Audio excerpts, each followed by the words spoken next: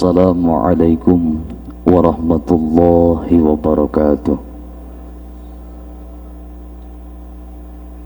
Bismillah, alhamdulillah, wassalatu wassalamu ala rasulillah Sayyidina Muhammad ibn Abdillah wa ala alihi wa sahbihi wa man tabi'ahu ila yaumil qiyamah, amma ba'd. Faqad qala Allah ta'ala fil Qur'anil Karim, a'udzu billahi minasy syaithanir rajim, bismillahirrahmanirrahim. Wa qadha rabbuka alla ta'budu illa iyyahu wa bil walidaini ihsana imma yablughanna indakal kibara ahaduhuma aw kilahuma fala taqul lahumā uffin wa la tanharhumā wa qul lahumā qawlan karīmā. Al-ayah, shadaqallahul azim. Al-mukarram, para asatid yang kita sama-sama muliakan, mudah-mudahan Allah tambah kemuliaannya, amin. Seluruh jamaah Masjid Darus Sa'adah yang saya hormati, yang saya banggakan, yang sama-sama berharap dan berharap sama-sama akan maghfirah, rahmat dan pembebasan dari neraka yang Allah berikan dan Allah suguhkan kepada orang-orang di bulan suci Ramadan ini. Amin ya Allah ya Rabbal Alamin. Kita tahu bersama bagaimana istimewanya bulan Ramadan, Pak. Lau ta'lamu ummati ma fi Ramadan, kalau seandainya seluruh umat tahu apa yang terjadi dan apa keistimewaan di bulan Ramadan, latamannau an takuna sanata Ramadan, pasti ini kita bakal selalu berharap, Pak, setiap bulan itu ingin menjadi bulan suci Ramadan. Enak ya, Pak, ya, dapat THR terus setiap bulan. Kalau kita berharap seandainya tahu kemuliaan yang ada di dalam bulan suci Ramadan, yang akan terjadi, harapan kita ingin semua bulan seperti halnya bulan suci Ramadan.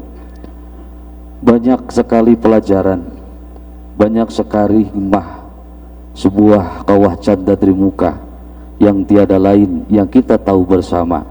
Fungsi daripada puasa dan serangkaian ibadah yang kita laksanakan di bulan Ramadan ini sangat mampu dan efektif menjadikan kita orang yang paling mulia di hadapan Allah Subhanahu wa ta'ala dengan kepribadian dan menjadi orang yang bertakwa. Orang yang mulia di hadapan Allah tidak dilihat dari rupa, tidak dilihat dari harta, tidak dilihat dari kasta, tidak dilihat dari tahta. Yang mulia di hadapan Allah adalah orang-orang yang bertakwa.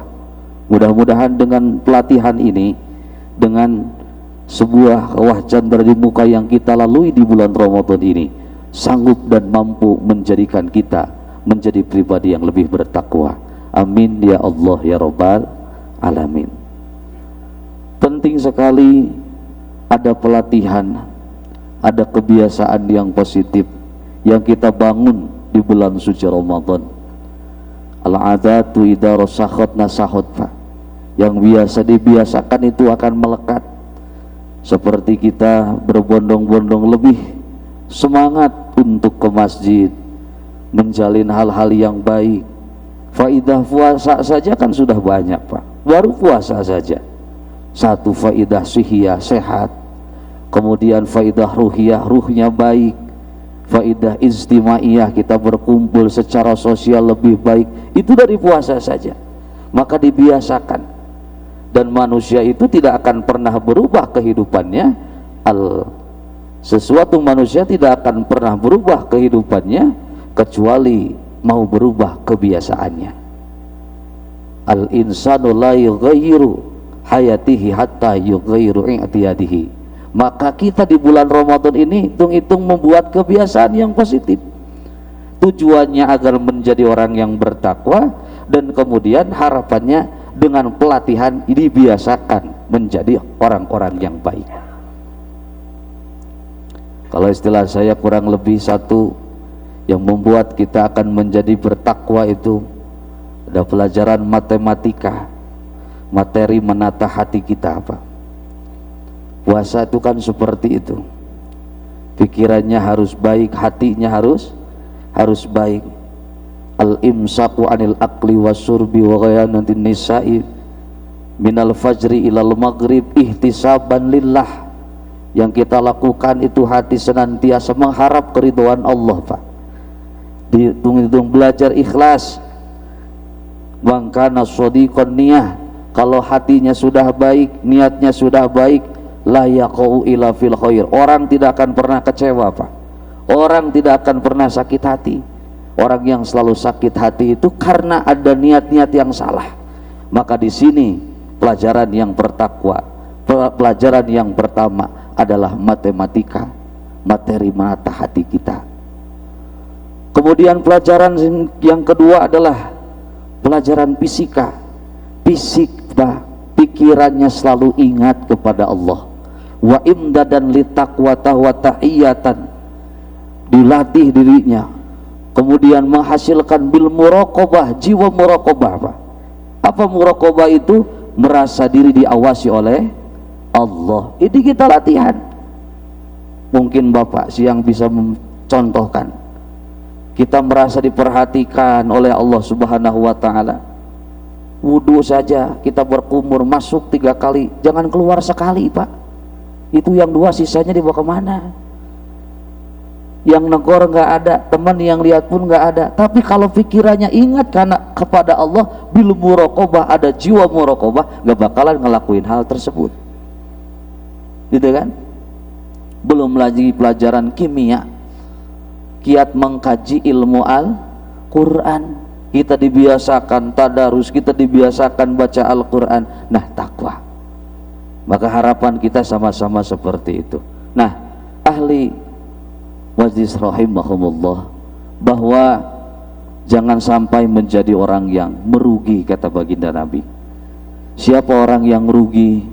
Orang yang rugi ketika rahmatnya Allah diobral, ketika magfirahnya oleh Allah diobral, ketika pembebasan dari neraka oleh Allah diberikan cuma-cuma di bulan Ramadan, tapi orang tidak mendapatkan tersebut. Ini kan rugi.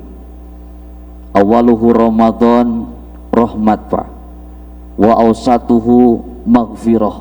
Nah, sekarang kita di 10 hari kedua ini sedang berlomba-lomba bagaimana mendapatkan banyaknya maghfirah dari Allah. Setelah 10 hari terakhir nanti kita akan sama-sama berharap menjadi pribadi yang terbebas dari api neraka. Rahmat, kasih sayang, kemudian maghfirah, ini sesuatu yang Allah berikan kepada kita. Maka kata Nabi, rugilah orang yang berjumpa dengan Ramadan, melalui bulan Ramadan, tapi orang tersebut tidak mendapatkan hal itu. Satu, orang yang tidak akan mendapatkan rahmatnya Allah di bulan Ramadan adalah uququl walidain, yang terhalang dari rahmatnya Allah, yang terhalang dari kasih sayangnya Allah di bulan Ramadan, sehingga walaupun bulan Ramadan penuh kemuliaan tapi dia tidak mendapatkan hal tersebut, adalah seorang anak yang menyakiti hati orang tuanya. Na'udzubillahi min dzalik, Pak. Hatinya terluka orang tua oleh sikap dan ucap anaknya. Uququl walidain. Begitu mulianya Ramadan, tapi orang tersebut tidak akan mendapatkan rahmatnya Allah. Ada yang lebih sakit daripada sakitnya ibu melahirkan seorang anak, yakni ketika dia membentak dan menyakiti ibunya. Ada yang lebih sakit daripada sakitnya tanggung jawab seorang ayah menanggung jawab seorang anaknya, ketika anak yang diajarkan berbicara oleh orang tuanya, oleh ayahnya, tapi kata-katanya lebih menyakiti atau membentak kepada orang tuanya. Fala taqul lahuma uffi wa la tanharhuma wa qul lahuma qaulan karima. Manusia itu kalau ingin bahagia harus mengingat 4 air. 1 air ketuban, 2 air susu, yang ketiga air mata, dan keempat air keringat. Ketuban kita berada di siapa? Ketuban yang ada di ibu kita. Kemudian kita ada air susu yang kita rasakan daripada ibu kita. Yang ketiga ada air mata perjuangan orang tua kita. Dan yang keempat ada air keringat yang menjadi kita besar, jasa daripada ayah kita. Kalau manusia selalu mengingat 4 hal ini, maka hidupnya akan bahagia. Tapi sebaliknya, kalau 4 hal ini dia tidak baik-baik saja, maka mohon maaf, seluruh makhluk memuja dan memuji dirinya, tapi orang tuanya menghinakannya, tidak dapat memberikan ridhonya, maka apalah daya dia tidak apa-apa. Tapi sebaliknya, walaupun seluruh dunia menghujatnya, tapi ketika orang tuanya, ibunya, ayahnya meridhoinya, dia akan menjadi orang yang bahagia. Satu yang tidak akan mendapatkan rahmat Allah adalah uququl walidain. Yang kedua, orang yang tidak akan mendapatkan rahmatnya Allah di bulan suci Ramadan ini adalah mudminul khamri, orang yang larut, orang yang tidak bisa melepaskan dirinya dari kecanduan meminum minuman keras, Pak. Minuman keras ini bukan es batu, Pak, nggak perlu kan. Al-khamr itu sesuatu yang akan menghalangi akal kita. Kenapa Allah subhanahu wa ta'ala melarang sekali untuk meminum minuman keras atau kita bersikap mabuk-mabukan? Karena sesungguhnya orang yang tidak lepas dari minuman keras, hatinya akan tertutup, dia tidak bisa berpikir dengan baik, akal sehatnya akan tertutup. Sedangkan manusia itu Allah bekali sesuatu yang mulia, khairul mawahib al-aqlu wasarul masoib al-jahlu, sesuatu pemberian yang baik yang Allah berikan kepada manusia, al-aqlu, akal, dan kebodohan adalah musibah yang buruk. Ketika manusia mengonsumsi minuman keras, maka yang terjadi adalah al-khamru ini terhalang akalnya nanti, ya. Dan kalau hal tersebut masih terjadi, tentunya dia akan menjadi sebab yang tidak akan mendapatkan rahmatnya Allah di bulan suci Ramadan. Yang ketiga adalah man kana fi qalbihi syahna, orang yang tidak akan mendapatkan rahmatnya Allah di bulan suci Ramadan adalah orang-orang yang masih mempunyai rasa atau mempunyai rasa dendam, tidak mau memperbaiki hubungannya terhadap orang lain. Kalau ingin kasih sayang Allah, lah kita harus menciptakan kasih sayang itu dengan secara manusiawi, Pak. Jangan ada dendam. Orang-orang yang tidak akan mendapatkan rahmat adalah hatinya orang-orang yang di dalam hatinya ada kebencian terhadap sesama, ada rasa dendam terhadap sesama, fi qalbihi syahna. Kalau istilahnya hatinya itu kena penyakit DBD, Pak, bukan demam berdarah. D-nya itu dengki. Dia nggak lihat orang lain itu benci sekali, ya, dengki. Udah madengki, B-nya apa? Benci. Habis benci, D yang kedua dendam. Nah itu penyakit hati, ada dengki, ada benci, ada dendam, DBD dalam hatinya. Panas melihat orang lain, ada iri. Kalau orang lain maju, kalau orang lain sukses, panas dalam, Pak.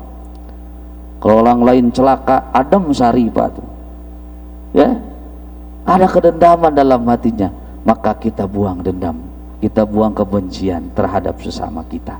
Itu yang akan menjadi sebab kita tidak mendapatkan rahmatnya Allah di bulan suci Ramadan ini. Karena apa? Rabbana dhallamna anfusana wa illam taghfir lana wa tarhamna lanakunanna minal khasirin. Nabi Adam adalah sebuah bukti. Yang dipinta, yang diharapnya tidak apa-apa. Yang diharapnya bukan apa-apa. Satu, wa illam taghfir lana. Yang kedua, watar hamna, ya Rob, aku tidak minta apa-apa, saya akui kesalahanku. Rabbana dzalamna anfusana. Kalau seandainya tidak mendapatkan magfirahmu, kalau seandainya tidak mendapatkan rahmatmu, lanakunanna minal khasirin, kita dan aku akan menjadi orang yang rugi. Rugi sekali orang yang tidak mendapatkan rahmat dan magfirah Allah subhanahu wa ta'ala. Nabi Adam adalah cerminan sosok yang sukses menghadapi kegagalan, tapi iblis adalah sosok yang sebaliknya, gagal menyikapi tentang kesuksesan. Nabi Adam itu sukses menyikapi kegagalan. Ketika gagal dihukum oleh Allah, tapi dia akui kesalahannya, dia perbaiki kesalahannya, dari kegagalan berubah disikapi menjadi kesuksesan. Selainnya daripada iblis, iblis itu gagal menyikapi kesuksesan. Ketika Allah perintahkan untuk bersujud, dia tidak mau karena lebih mulia, merasa lebih baik daripada siapa? Nabi Adam. Dia sukses, dia memang baik, tapi tidak mau menyikapi kesuksesannya. Akhirnya kesuksesan yang tidak disikapi berbuah menjadi kegagalan. Kita mau menjadi orang yang gagal menyikapi kesuksesan atau sukses menyikapi kegagalan? Mudah-mudahan kita semua di bulan suci Ramadan ini termasuk umat, termasuk manusia yang mendapatkan rahmat dan maghfirah Allah Subhanahu wa taala. Amin ya Allah ya rabbal alamin. Allahumma salli wa sallim wa barik, amin ya Allah ya rabbal alamin. Alhamdulillahi rabbil alamin, hamdan syakirin na'imin yuwafi ni'mah wa yukafi mazidah. Ya Rabbana lakal hamdu kama yanbaghi li jalali wajhikal karim wa 'azimi sultanik. Allahumma ya maftuhal abwab wa sami'al aswat wa ya qadiyal hajat, istajib du'ana ya Allah. Rabbi anfa'na bima 'allamtana, Rabbi 'allimna alladhi yanfa'una, Rabbi faqih wa faqih ahlana wa qarabati lana fi dinina. Tawassalna bi ta'alumin, tawassalna bi ta'limin, ang tarzuqana al-wasi' wa ang tarzuqana al-amana. Rabbana atina fid dunya hasanah wa fil akhirati hasanah wa qina adzabannar. Subhana rabbika rabbil izzati amma yasifun, wassalamun ala mursalin, walhamdulillahi rabbil alamin. Al-Fatihah. Auzubillahi minasyaitonir rajim. Rahmanur Rahim, Maliki yaumiddin. Iyyaka na'budu wa iyyaka nasta'in. Ihdinas siratal mustaqim, siratal ladzina an'amta 'alaihim ghairil maghdubi 'alaihim waladdallin. Wallahu muwaffiq ila aqwamit thoriq. Billahi taufiq wal hidayah. Wassalamualaikum warahmatullahi wabarakatuh.